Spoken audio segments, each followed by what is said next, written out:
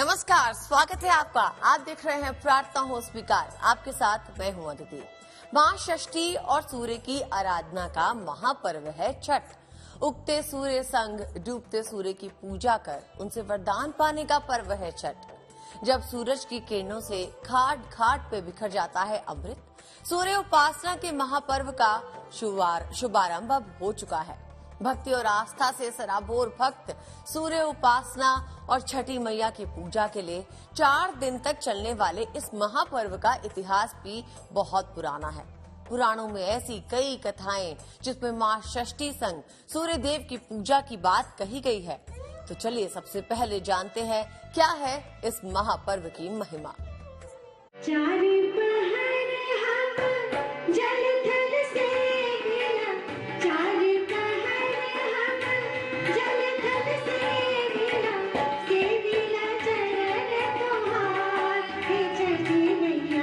लोक आस्था का महापर्व है छठ।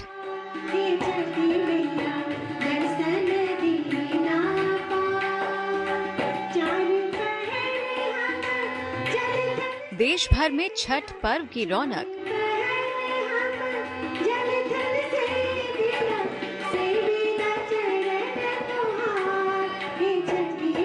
सादगी, स्वच्छता से मनाया जा रहा है छठ।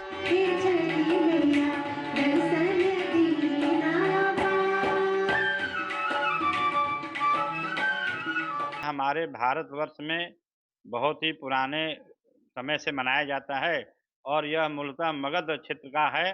उस समय की बात है, महाभारत काल में के समय की बात है।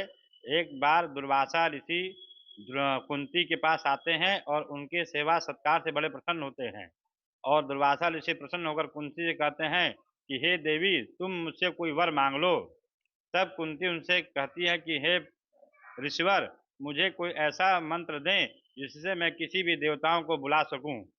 दुर्वासा ऋषि प्रसन्न होकर उन्हें एक गुरु मंत्र देते हैं और एक समय की बात है, कुंती दुर्वासा ऋषि के मंत्र का परीक्षा लेने के लिए भगवान सूर्य का आवाहन करती हैं और भगवान सूर्य का आवाहन करने से ही भगवान सूर्य कुंती के समक्ष प्रकट हो जाते हैं और कहते हैं कि हे कुंती देवी, बताओ तुमने मुझे क्यों आवाहन किया है।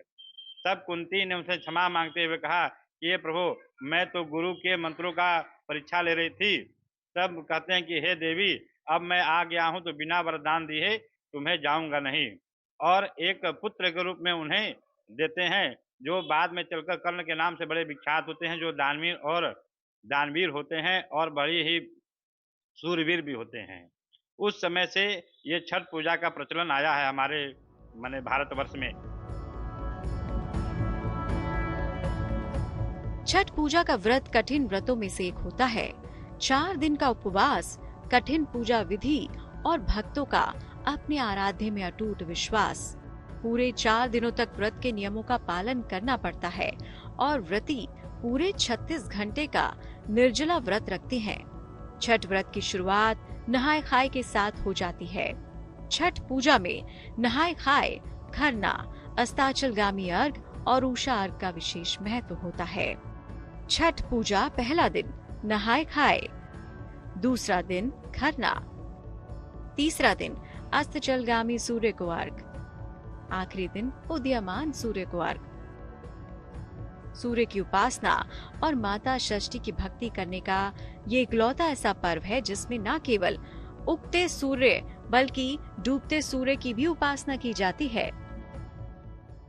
छठ पूजा में जब भगवान सूर्य को सुबह का अर्घ देने का महत्व है, उस समय सूर्य की लालिमा लाल रंग की होती है और उस समय सूर्य पृथ्वी के सबसे निकट होता है, जिससे उसके जितने भी किरणें पड़ती हैं वो हमारे शरीर में जितने भी चर्म रोग संबंधित होते हैं उनको दूर करता है। और जो अर्घ का जल हम लोग देते हैं, अर्घ के जल में चावल और कुमकुम और पुष्प मिलाकर देते हैं, जिससे जल छन कर जो किरणें हमारे शरीर पर पड़ती हैं वो हमारे शरीर को लाभदायक होता है।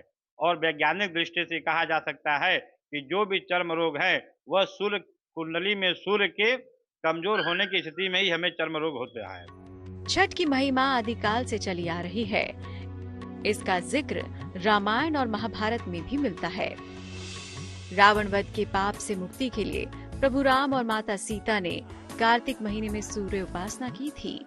वहीं द्रौपदी ने पांडवों को राजपाट वापस दिलाने की प्रार्थना सूर्य देव से की थी। साथ ही कर्ण के भी सूर्य उपासना को छठ से जोड़कर देखा जाता है। कार्तिक शुक्ल पंचमी के दिन नदी या तालाब में पूजा कर भगवान सूर्य की उपासना होती है। संध्या में खरना करते हैं। खरना में खीर और बिना नमक की पूरी आदि को प्रसाद के रूप में ग्रहण किया जाता है।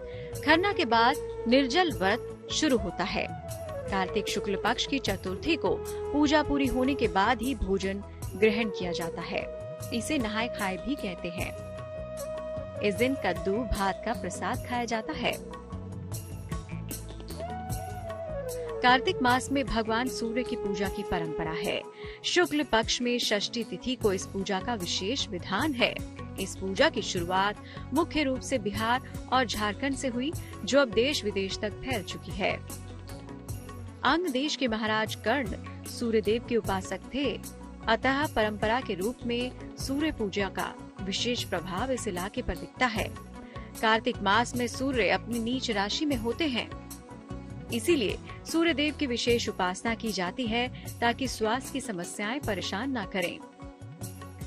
षष्ठी तिथि का संबंध संतान की आयु से भी होता है, इसीलिए सूर्य देव और षष्ठी की पूजा से संतान प्राप्ति और उसकी आयु रक्षा दोनों हो जाती है। कार्तिक शुक्ल षष्ठी के दिन भी व्रती महिलाएं उपवास रखती हैं और शाम में किसी नदी या तालाब में जाकर डूबते सूर्य को अर्घ देती हैं। ये अर्घ एक बांस के सूप में फल, ठेकुआ प्रसाद, ईख, नारियल आदि को रखकर दिया जाता है। कार्तिक शुक्ल सप्तमी की भोर को उदीयमान सूर्य को अर्घ दिया जाता है।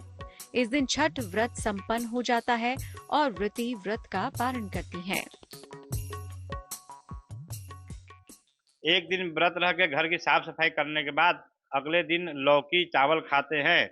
कहीं कहीं रोटी का भी विधान बताया गया है। गुड़ में पके हुए खीर खाना चाहिए और अगले दिन से 3 दिन का व्रत होता है। और षष्ठी कार्तिक शुक्ल पक्ष की षष्ठी तिथि को शाम को अर्घ देते हैं और सप्तमी के सुबह में अर्घ देते हैं सूर्योदय के पास। छठ पर्व श्रद्धा और आस्था से जुड़ा है। कहते हैं जो इस महाव्रत को पूरी निष्ठा और श्रद्धा से करता है उसकी मनोकामनाएं पूरी होती हैं। मान्यता है कि आप इस व्रत में जितनी श्रद्धा से नियमों और शुद्धता का पालन करेंगे, छठी मैया आपसे उतना ही प्रसन्न होंगी। अगर आप छठ का व्रत नहीं कर पा रहे तो भी पूरी हो सकती है आपकी मनोकामना। कैसे छठ में केवल सूर्य को अंतिम अर्घ्य देकर आप अपनी हर मनोकामना पूरी कर सकते हैं? क्या है छठ पूजा के लाभ, देखिए। काचे ही बासी के बहंगिया, बहंगी लचकते जाए, बहंगी लचकते जाए।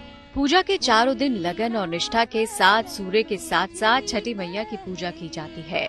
मान्यता है कि छठ के दूसरे दिन यानी खरना वाले दिन छठी मैया घर घर आती हैं और अपना शुभ आशीष देती हैं। छठ के पहले अर्घ माने सूर्य कार्तिक शुक्ल पक्ष के षष्ठी तिथि को शाम के समय दिन भर औरतें व्रत रहती हैं और शाम को अर्घ देती हैं, जो यह बतलाता है कि हमें जीवन में सुख और दुख हर समय ईश्वर की आराधना करनी चाहिए। वह हमें फल अवश्य देंगे। सुख हो या दुख हो, हमें भगवान के शरण में हमेशा विद्यमान रहना चाहिए। छठ पूजा या व्रत के लाभ। जिन लोगों को संतान ना हो रही हो उन्हें छठ व्रत अद्भुत लाभ देता है। अगर संतान पक्ष से कष्ट हो तो भी ये व्रत शुभ फल देता है। छठ व्रत से कुष्ठ रोग या पाचन तंत्र की गंभीर समस्या खत्म होती है। जिनकी कुंडली में सूर्य की स्थिति खराब हो उन्हें ये व्रत चमत्कारी फल देता है।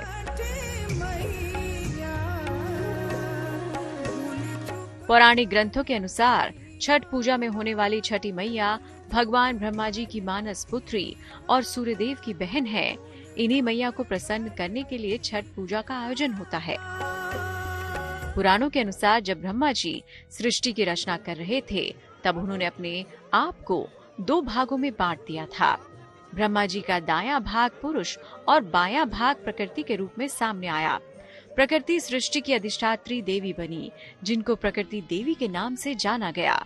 प्रकृति देवी ने अपने आप को 6 भागों में विभाजित कर दिया था और इस छठे अंश को मातृ देवी या देव सेना के रूप में जाना जाता है। उगहे सूरज देव प्रकृति के छठे अंश होने के कारण इनका एक नाम षष्ठी भी पड़ा, जिसे छठी मैया के नाम से जानते हैं। बच्चे के जन्म होने के बाद छठवें दिन जिस माता की पूजा की जाती है, ये वही षष्ठी देवी हैं। षष्ठी देवी की आराधना करने पर बच्चे को आरोग्य, सफलता का आशीर्वाद मिलता है। बिना व्रत रखे कैसे पाए सूर्य की विशेष कृपा। छठ पर्व के दौरान चारों दिन पूरी सफाई और सात्विकता बरतें। किसी छठ व्रतधारी की सेवा और सहायता करें। गुड़ और आटे की विशेष मिठाई ठेकुआ जरूर बनाएं, फिर इसे गरीबों और बच्चों में बांटें। छठ के दोनों ही अर्घ जरूर दें और सूर्य देव से कृपा की प्रार्थना करें। छठ का व्रत रखने वाले लोगों के चरण छूकर आशीर्वाद जरूर लें। भगवान सूर्य का अर्घ देते समय हमें इन मंत्रों का उच्चारण करना चाहिए। ये ही सूर्य सहस्रांशो तेजो राते जगत पते है अनुकम्यम यहाँ भक्त्या गृहाणार्घम दिवाकर। इसका अर्थ है कि हे भगवान सूर्य, मैं आपको अर्घ दे रहा हूँ और मेरी जितनी भी अनुकंपा है, मेरी जितनी मनोकामना है, हे भगवान सूर्य आप हमारा पूर्ण करें। इस मंत्रों से पढ़कर हमें भगवान सूर्य को अर्घ देना चाहिए। 4 दिनों तक चलने वाले छठ पर्व में कई तरह के प्रसाद बनाए जाते हैं और कई पूजा सामग्रियां महत्वपूर्ण होती हैं। लेकिन घाट ले जाने के लिए तैयार किए जाने वाले सूप और डलिया का छठ पर्व में विशेष महत्व होता है। इसके बिना छठ पूजा अधूरी होती है। इसमें छठ का प्रमुख प्रसाद ठेकुआ से लेकर कई तरह के फल और चीजें शामिल होती हैं।